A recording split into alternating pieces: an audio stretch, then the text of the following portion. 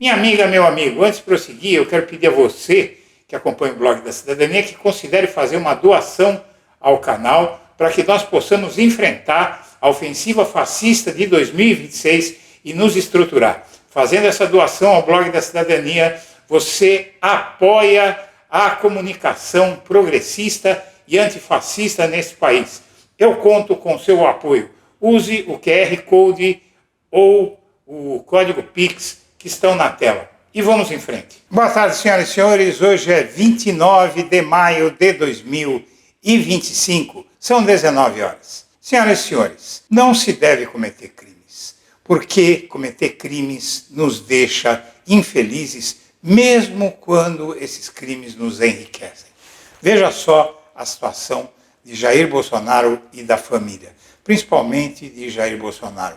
A gente vê o desespero nos olhos dele. Tudo que ele amealhou nessa vida de crimes que ele cometeu ao longo de tantos anos, crimes de ódio e depois crimes para enriquecer, para amealhar todo aquele patrimônio, as dezenas e dezenas de imóveis caros que essa família reuniu, rachadinha, roubando de todas as formas, fazendo mal para as outras pessoas, discriminando, incitando ódio. Agora, essa sede de poder e de riquezas do bolsonarismo mostra nos olhos do Jair Bolsonaro o desespero. Mostra que em nenhum momento tudo aquilo que ele conseguiu de material e em termos de poder político que ele construiu, nada disso aplaca o sofrimento e o medo do futuro. Muito bem, o que é que acontece? As últimas notícias sobre esse homem que está vivendo o seu inferno pessoal. Em primeiro lugar, no próximo dia 5 de junho, às 15 horas, na Superintendência da Polícia Federal, em Brasília, o Jair Bolsonaro vai depor sobre a confissão que ele fez de que é o responsável financeiro pela missão apátrida, missão de traição, de crime de lesa pátria do Eduardo Bolsonaro nos Estados Unidos. O Jair Bolsonaro está sendo considerado o mentor intelectual dos crimes de Eduardo Bolsonaro nos Estados Unidos, conspirando contra o seu país, contra o poder judiciário, a mando do pai, junto a uma potência estrangeira, que é um crime previsto na Lei de Segurança Nacional. E o enquadramento é no crime, é no artigo 359-L. Então, é abolição violenta do Estado Democrático de Direito. E esse crime, na verdade, tem um agravante. Nesse depoimento do Bolsonaro no dia 5, é provável, segundo as últimas informações, que ele seja acusado de crime continuado e, por isso, seja preso em flagrante, porque ele está em flagrante continuado. Por quê? O que acontece? Se o Eduardo Bolsonaro pegasse o avião hoje, voltasse para o Brasil e parasse de instigar a situação lá, de conspirar lá nos Estados Unidos, o crime cessaria, já foi cometido e ele sai do flagrante. Como o Eduardo Bolsonaro continua lá fazendo as mesmas coisas e postando confissões na internet todo dia de que está delinquindo, cometendo os crimes, o crime é continuado. E se o crime é continuado, o flagrante também é continuado. Ou seja, uma prisão mais dura, uma prisão que vai colocá-lo em uma situação de ser preso preventivamente e não sair mais da cadeia só ao final da pena que vai ser imposta a ele ao fim do julgamento que ele está respondendo. Também, depois dessa oitiva na Polícia Federal, na semana seguinte, provavelmente dentro do mês de junho, o Jair Bolsonaro vai ter que depor, vai ser interrogado no STF pelos ministros, sobretudo pelo ministro Alexandre de Moraes, no seu julgamento. É praticamente a fase final, depois de ouvir as testemunhas, vão ouvir o Bolsonaro, e aí, no segundo semestre, vai ser imposta a sentença a ele. Ele vai recorrer, o embargo de declaração, e depois aí vai ser dada a sentença final, trânsito em julgado, e aí ordem de prisão. Então, minha amiga, meu amigo, vamos ver essa última notícia dramática para o Jair Bolsonaro e que deve convencer a todos nós de que o crime não compensa. Vamos assistir. Conversei com ele, ele expôs os seus motivos, né? Eu não quero ficar mais com meu filho. Eu tenho 5 netos, 4 netas e 1 neto. O moleque lá é mais lógico, mais chegada, por ser homem, é mais chegada a gente. Você não quer isso aí, afastamento familiar. Da casa dele aqui, eu estou bancando a despesa dele agora. Em grande parte, eu estou bancando. Se não fosse o Pix, eu não teria como manter essa ajuda para ele, que ele está sem salário lá fora.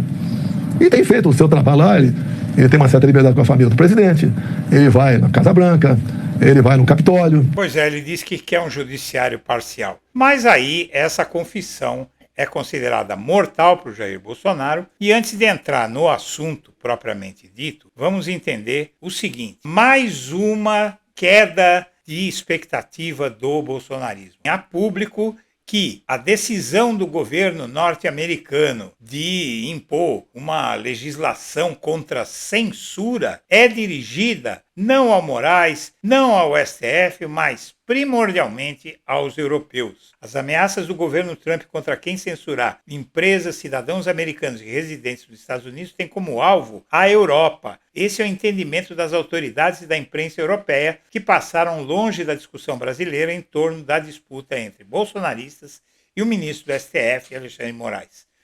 E um dos poucos veículos que havia lembrado do Brasil na cobertura do episódio, o Financial Times britânico, acabou eliminando a citação quando atualizou sua reportagem sobre o tema com outro anúncio bombástico de Rubio nesse dia, a revogação de vistos dos estudantes chineses, da qual o Trump recuou, né? O Jornal Econômico concorda, então, que o foco da decisão de ontem dos Estados Unidos foi a Europa.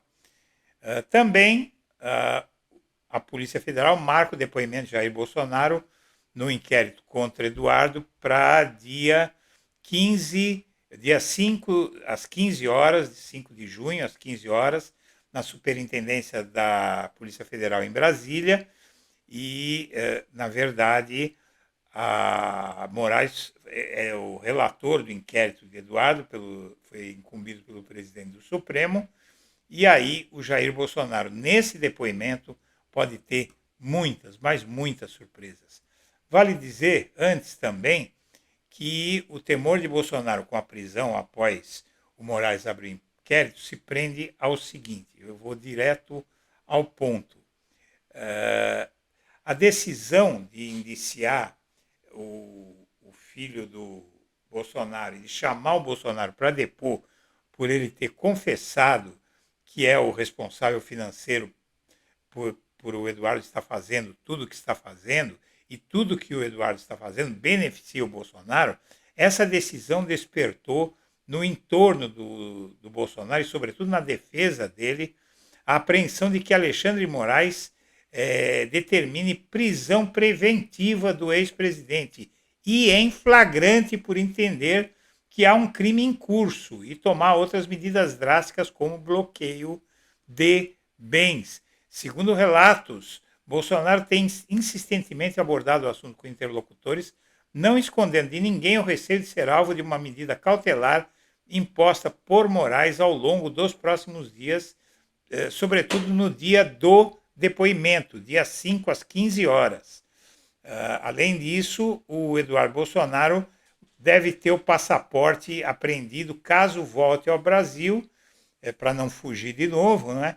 E com esse passaporte apreendido, para não ter o passaporte apreendido, evidentemente ele não vai voltar. Aliás, ele já declarou que não volta para o Brasil, ele está fora da política brasileira, seu mandato já era e vai ter que fritar muito hambúrguer lá nos Estados Unidos se as contas do Bolsonaro forem bloqueadas, em que pese que eles devem ter muito dinheiro fora do Brasil. Seja como for, minha amiga, meu amigo, o Bolsonaro pode ter os bens aqui bloqueados, e aí é um baque enorme, porque a fortuna da família Bolsonaro é gigantesca. Mas vamos entender essa questão do flagrante continuado, por força de um crime continuado. A inteligência artificial do Google vai explicar para você. O artigo 71 do Código Penal estabelece a figura do crime continuado. Este ocorre quando, mediante várias ações ou omissões, o agente pratica 2 ou mais crimes da mesma espécie, sob condições de tempo, lugar, maneira de execução e outras semelhantes, sendo os crimes subsequentes considerados uma continuação do primeiro. A pena aplicável é a de um só dos crimes, se idênticas, ou a mais grave. 1. Crime continuado. O crime continuado, previsto no artigo 71 do Código Penal, ocorre quando um agente pratica vários crimes da mesma espécie, mas que, devido à sua natureza e circunstâncias, são considerados como uma única infração.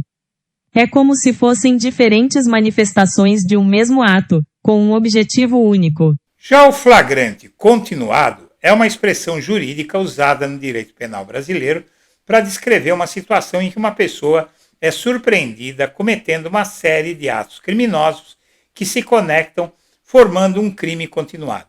No crime continuado previsto no artigo 71 do Código Penal, os atos ilícitos são praticados em condições semelhantes de tempo, lugar e forma, sendo considerados como uma única infração penal para fins de aplicação da pena, mas com aumento em razão da continuidade. Aí, então, se for considerado que o Bolsonaro está cometendo um crime continuado, ele vai ter aumento da pena.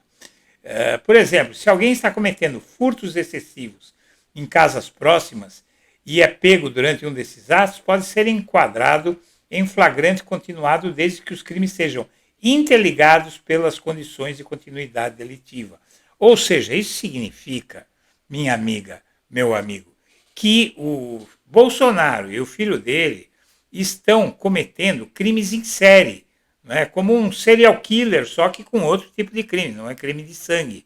Então aí o Jair Bolsonaro está vivendo esse inferno por obra dele mesmo, e agora a esperteza deles de colocar o Eduardo Bolsonaro lá para confessar todo dia nas redes sociais, na TV, no rádio, por escrito, em vídeo, em áudio, que ele está cometendo esse crime, tudo isso vai custar um aumento da pena do Bolsonaro, e se ele receber flagrante no próximo dia 5, vai ser o que eles chamam de flagrante continuado. A situação dele é cada vez pior.